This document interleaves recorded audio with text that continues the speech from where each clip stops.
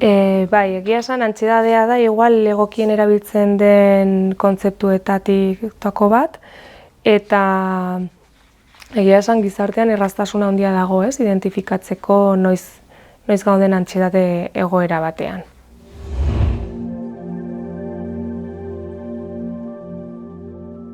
Teknikoa jartzen baldin bagara, ez, antsiedadea zer da alarma bat.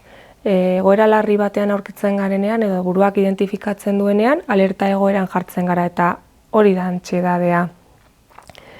Bizirauteko, ez, beharrezkoa dugun mekanismo bat da eta ez baldin genuke, edozein zebra bide pasata autobusak harrapatuko gintuzke, edo zein gauza jango genuke inolako arazorik gabe eta agian gaixotu.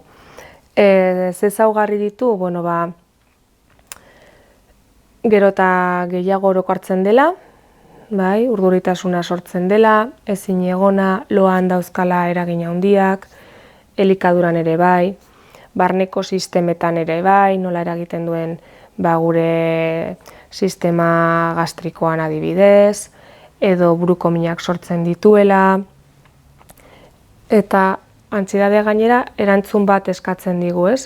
Berarendako egoera larri batean gaude, eta zerbait egin behar dugu horren aurrean, orduan ere inpultsiboki erantzuteko ohitura daukagu edo eskatzen digu, kontrolatzeko edo egoerak saihesteko.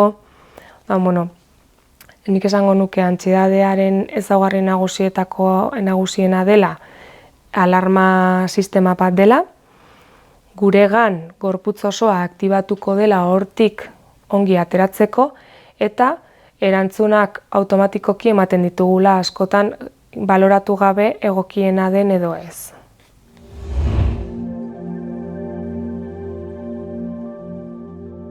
Antsiedadearen helburua gure burua salbatzea da, ez? Orduan, arrazoiak izan daitezke edo oso primarioak, horrek zer esan nahi du? Istripu baten aurrean, kotxe bat oso azkar datorrenean, txakur bat inguruan zaunka dugunean, horrelako egoerek alertan jartzen gaituzte eta antsiedadea sortzen dute. Zer gertatu da, kulturalki sortu ditugula beste arrisku mota batzuk, eta orduan guk ikasi dugu ere bai, adibidez azterketa baten aurrean, lan berri baten aurrean, edo egoera sozial baten aurrean, ere arriskutzat hartzen eta antsiedadea sortzen da hor. Badaude, bai instintiboak direnak, baita kulturalak edo gizarteatik ikasiak, ez? Esaten aldugu, lau erantzun dituela aldi berean. Bata da kognitiboa, zeintzuk izango diren ideiak, ez? Larritasunaren inguruan adibidez, edo ondorioaren arabera gertatuko da, ez daki zer, arriskua hor dago, gaizki aterako da, horrelako pentsamenduak.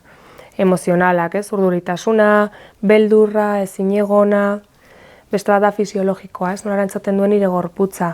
Tentsio muskularra izan dezakegu, tripak nahasten zaizkigu, zorabioaren sentsazioa izaten aldugu, eta oso larria baldin bada, inkluso errealitatetik ateratzen gara, ez? Despertsonalizazioa edo disoziazioa, ez? Deitzen dena. Eta azkena izango zen jokabidezkoa, ez? Nola erantzuten dugun azkar eta pentsatu gabe askotan, bai? Bere helburua bizirautea delako. Hasiko bagina gauza guztiak pentsatzen eta baloratzen, zebrabidean hilko ginateke, edo leihotik eroriko ginateke, orduan, Gero, gure burua ez ditu gauzak batzutan desberdintzen, eta orduan erantzuten dugu berdin azterketa baten inguruan, edo azkar datorren kamioi baten aurrean, ez? Azkenean mekanismoa berdina da. Eta horregatik sintomak berdinak dira eta batzutan horregatik baldintzatzen gaituzte horren beste.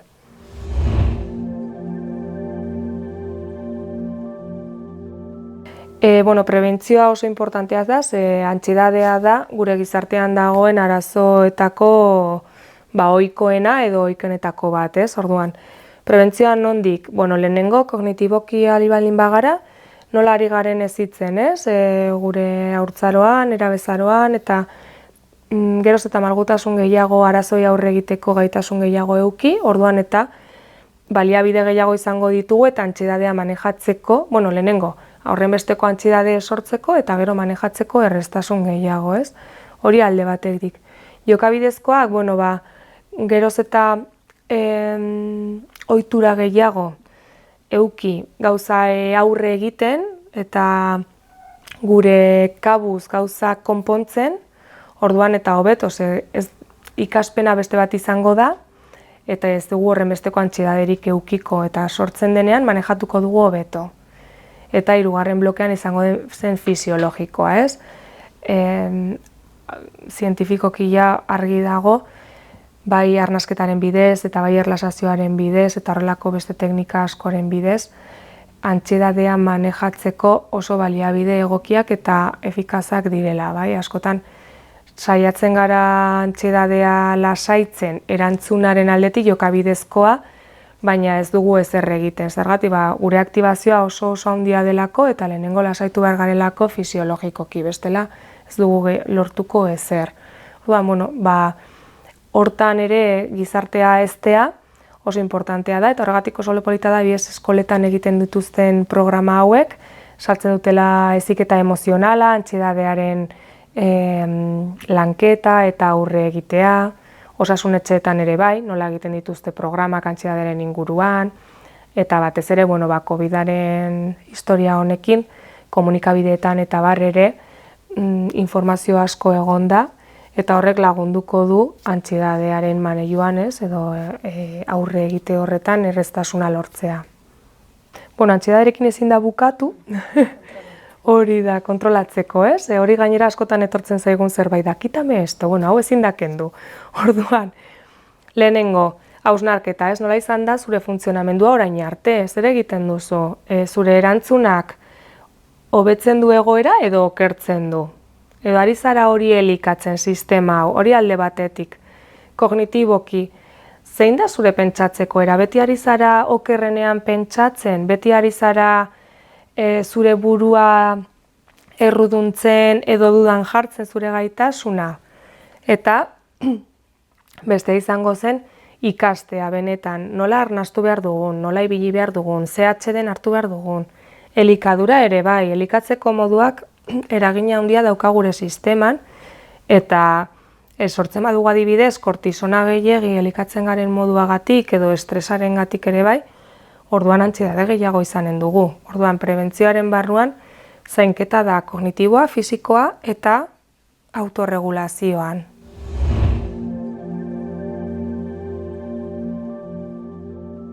Ondoriak izaten dira lehenengo fisikoak, neke handia sortzen du, loaren inguruan desajuste bat baldin badago, oso nekatuta egongo gara ere bai, ez dugu ongi jaten eta orduan horrek ere metabolismoan eragiten du, hori alde batetik.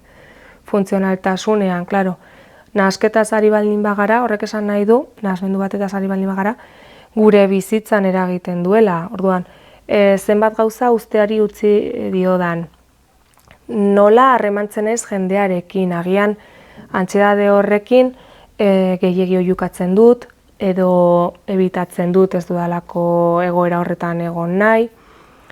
Gero gustatzen zaizkigun gauzekiko, agian alde batera uzten ari gara, ez naizelako gai ikusten horri aurre egiteko antsiedade asko sortzen didalako. Beste batzuk, alor pertsonalean, nola zentratzen dut nire bizitza gehiago antsiedade hori ekidin nahiean, eta ez ditut benetan arazoei aurre egiten, eta orduan arazoa ez da konpontzen, eta hori elikatzen da. Zer gertatzen da? Gero azkenean sortzen ditugula beste nahasketa batzuk ere bai, Izaten aldugu antsiedadea arazo baten aurrean konkretuki, adibidez azterketa baten aurrean, eta ez baldin badut hori saiesten edo konpontzen, gero agian nire ikasketetan arazo bat izango da. Azten baldin naiz antsiedadea ukitzen egoera desberdinetan, azkenean antsiedade orokortua edo esaten dena, izango dugu, eta ja ez dago foko bat bakarrik eta zailagoa da hor, autorregulazioa oso importantea izanen da. Fobiak sortzen alditugu, edo nahasmendu obsesibo-konpultsiboak, horretarako behar ditugula oraindik baliabide gehiago konpontzeko. Ondorioak ez dira bakarrik momentukoak, baizik nire bizitzak garatzeko moduan ere eragina handia izaten aldu duela.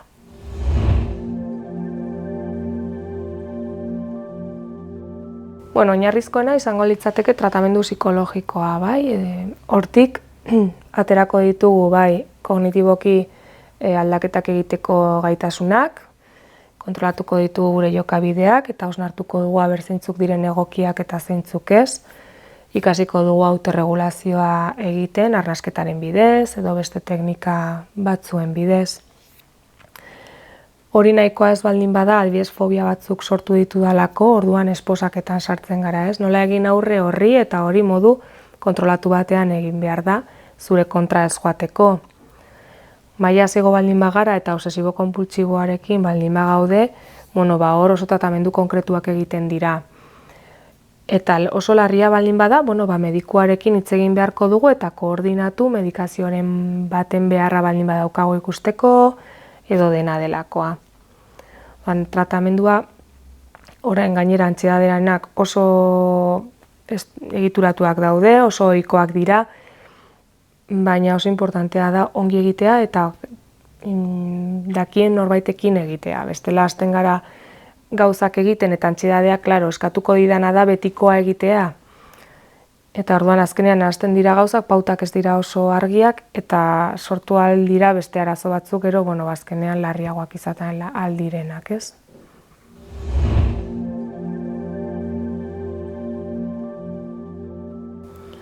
Komentatu dugun moduan, jendeak nahi duena da antsietaterik ez edukitzea, hori ezin da, beharrezkoa da. Eta orduan erabili behar duguna, bihurtu behar dugu antsietate hori erabilgarri eta gure onurarako bizirauteko behar dugun mekanismo bat da, bai fisikoki edo pertsonak baita kulturalki ditugun arazo edo helburuekiko ere bai, orduan igual buelta eman behar digu eta esan beharrean ez dugula guregan nahi, esan behar digu gure buruari zertarako erabiltzen aldudan antsietatea, ez, modu funtzional batean. Ez askotan esaten da pertsonak horrela direla, ez? Oso ansiosoa da eta egia da genetikoki ere tendentzia bat izaten aldugula, baina antsietatea manejatu daiteke, kontrolatu eta gure onurarako erabili ere bai. Beti ikusten dugu zerbait oso txarra bezala eta ekidin nahi duguna eta horregatik sortzen dira arazoak, bai, gure alde erabili beharrean. Dira, batez ere adierazgarriak dira urduritasuna, tentsioa, bihotz taupadak handitzen direla, arnasketa bizkortzen da, hipervigilante edo hiperalertan egoten gara, alerta gehiegi, izerditan, dardarak, ez dugu ongi pentsatzen, arreta galtzen dugu eta kontzentratzeko gaitasuna, horregatik askotan esaten du jendeak, urduri nengoen eta ez daki nola heldu nintzen kotxez toki batetik bestera. Segurazki ez zenuen zer txarrik egin, edo gaizki egin, baina ez duzu gogoratzen ere nola egin duzun, ez? Automatizatuetako parte hori atera delako eta helburuaz beste bat zelako. Lo egiteko arazoak, elikaduran eta gero ja larrienak ez disoziazioarekin harremandutakoak. Gero askotan horregatik horren medikalizatua dago gizarte hau ere bai, ez? Ez dugu detektatzen, bukatzen dugu medikuaren gana joaten edo larrialdietara oso egoera estremoan, ja ez antsietatearekin bakarrik baina egian paniko egoera batean, eta orduan medikazioarekin hasten gara. Eta, klaro, ez da gauza bera modu kontzientean hartzea, jakinik zertarako den, zer dan gertatzen zaidana, bestela sartzen dira beste nahasmendu batzuk, adibidez dependentzia medikamenduen gana, eta antsietatea gero eta gehiagora joaten da, orokortzen da, gero eta sintomak larriagoak dira, tolerantzia ere igotzen hasten delako, nire erantzunak ere desegokiagoak dira, egiten dut denbora guztian zerbait hori saihesteko edo ekiditzeko eta sistema justo kontrakoa da, eta orduan, heltzen dira batzutan pertsonak oso antsietateen maila altuekin. Zein da gero gainera ondorengo ondorioa, horrenbesteko nekearekin eta horrelako desorekarekin askotan heltzen dira depresio egoera batean, naiz eta oinarria antsietatea izan. Eta orduan, tratamenduak luzeagoak dira eta zailagoak. Antsiedadea guztiok daukagu, orduan ez dago sektore bat. Gehiago, daukar harreman gehiago heziketarekin, ez? Zer esan didate antsiedadeari buruz, nola erakutsi didaten aurre egiten. Zer gertatzen da? Batzutan, generoarekin bai daukala harremana, baina heziketaren inguruan, bai? Ze emakume hori gehiago hezitzen gaituzte emozioen inguruan eta honen ere garapenean eta zer egiten aldugun, baina gizonezkoetan ez. Askotan gizonezkoek ez dakite zer gertatzen zaien, identifikatzeko zailtasun gehiago dituzte. Orduan, ez da ere gehiago afektatzen direla gizonezkoei, baizik aurre egiteko zailtasun gehiago dituztela, ez dakitelako hori zer den. Gero ere bai, ikerketetan ikusi da gehiago diagnostikatzen dela emakumeengan, baina estadistikoki ez dago gehiago emakumeengan. Orduan hor, zerbait gertatzen da ere profesionalengan identifikazio horretan, ez? Generoaren ikuspegi hori landu beharra dugula, ez?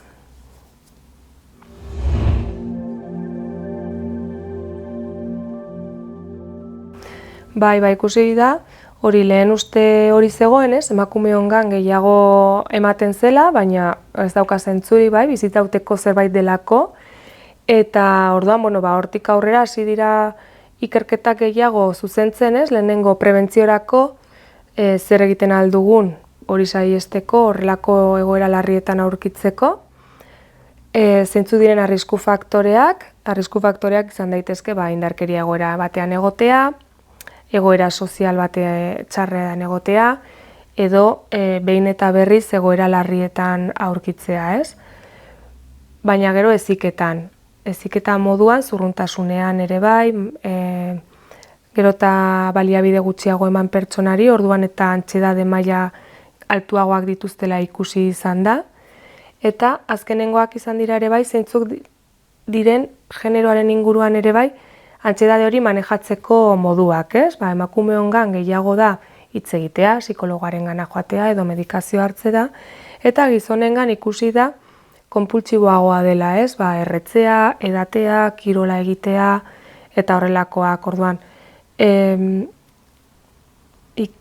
ikerketa hauetatik ateratzen alduguna da, oraindik ere lan handia dugula heziketa emozionalean, azaltzen, bai emakumeok, bai gizonok daukagula sistema berdina eta emozioak berdinak direla eta erabilerak berdinak direla, eta horretarako bai prebentzioa eta bai tratamendua berdina dela.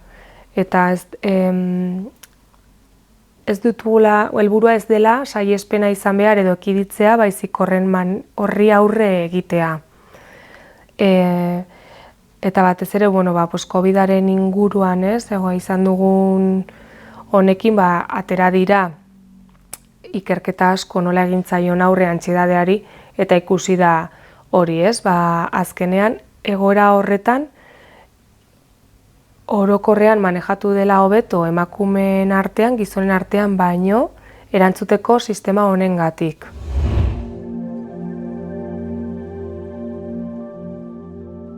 Zure ustez, garrantzitsua da osasun mentala zaintzea? Bai, noski, gaur egun nork ez dauka lagun batek edo senide batek horrelako arazoak dituena. Horregatik uste dut, baita ere eskoletan edo irakaskuntzan gaur egun gai oso garrantzitsua dela eta ikasi egin behar dela. Inoiz sentitu alduzu korapilorik urdailean edo urduritasun larririk egoera desafiatzaile bati aurre egin aurretik? Bai, noski, nire kasuan, nire lana pixkat estresantea da, eta ez dut esango egunero, baina agian astero edo bi astero aldi batean horrelako sentsazioa izaten dut. Gero, ikasten duzu nola hau eraman, baina bai, gertatzen zait. Sare sozialek zure antsietate mailetan eragin dezaketela uste duzu?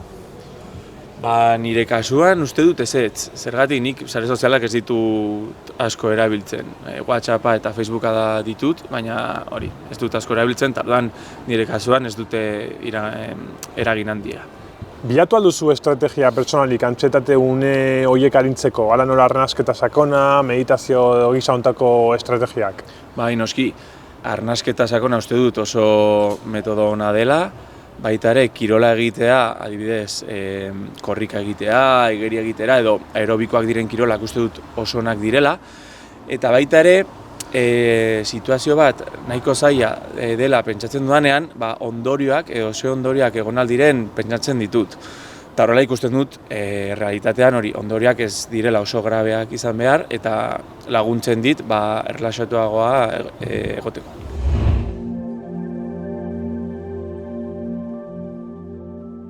Informatzea, zer da antsiedadea benetan, ze funtzio duen eta gure alde bihurtzea. Autorregulaziorako baliabideak edukitzea, naiz emakume naiz gizon izan, arnasketak, erlaxazioak eta beste teknika desberdin horiek. Eta kontziente izatea, antsiedade hori eragina izaten ari baldin bada gure bizitzan, baliabide asko daudela horri aurre egiteko.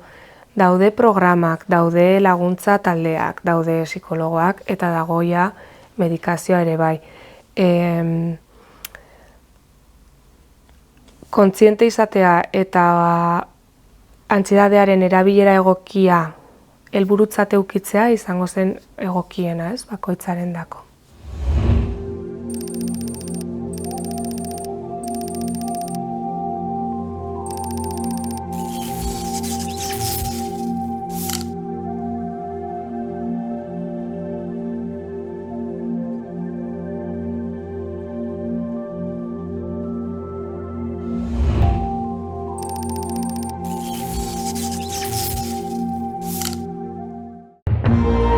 Gobierno de Navarra. Nafarroako gobernua.